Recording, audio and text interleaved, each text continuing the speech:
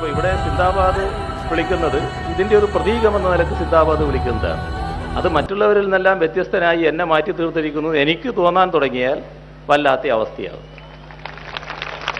അവരോട് പറയാത്തൊരു കാര്യം ഞാനിപ്പോൾ ഒന്നുകൂടി പറയാണ്. ഇപ്പോൾ ഈ കടലിൻ്റെ അലയടി നമ്മൾ കേൾക്കുന്നുണ്ടല്ലോ, അത് സംബന്ധിച്ച് നേരത്തെ ഒരു ഉറുദു കവിത ഉണ്ടായിരുന്നു. അതിൽ ഒരു കുട്ടി കടൽ കാണാൻ ചെന്നതാണ്. അപ്പോൾ തിരയിങ്ങനെ ആർത്തലച്ചടിക്കുകയാണ്. നമ്മൾ ഇതേ മട്ട് തന്നെ, ഇതിൻ്റെ ശബ്ദം കേൾക്കുന്നില്ലേ, അങ്ങനെ ആർത്തലച്ച് വരികയാണ്. അപ്പോൾ കുട്ടിക്ക് നല്ല ഹരായി, ഇതിങ്ങനെ അടിച്ചു വരികയല്ലേ തിര. കുട്ടി വേഗം പോയി ഒരു ബക്കറ്റ് എടുത്തു കൊണ്ടുവന്നു, ഇതിലേ ഇങ്ങ് കോരി വെള്ളം എടുത്തു കൊണ്ടുവച്ച് അതിങ്ങനെ നോക്കിക്കൊണ്ടുവന്നു. അടിക്കുന്നില്ല, ഇത് തിര വരുന്നില്ല. അപ്പോൾ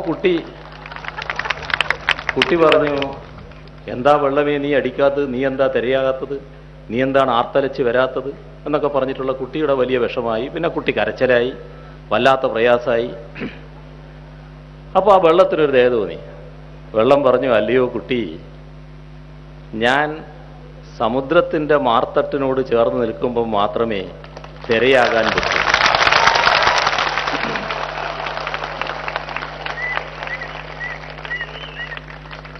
അപ്പോഴാണ് എനിക്ക് ശക്തി വരുന്നത് എന്ന്.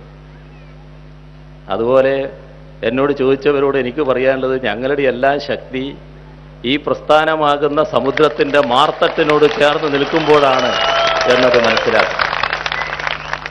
അതിൽ നിന്ന് വേറിട്ട് ഒരു വ്യക്തിക്കും വല്ലാത്ത ശക്തി ഇല്ല എന്നത് തിരിച്ചറിയുന്നവരാണ് ഞങ്ങളെല്ലാവരും.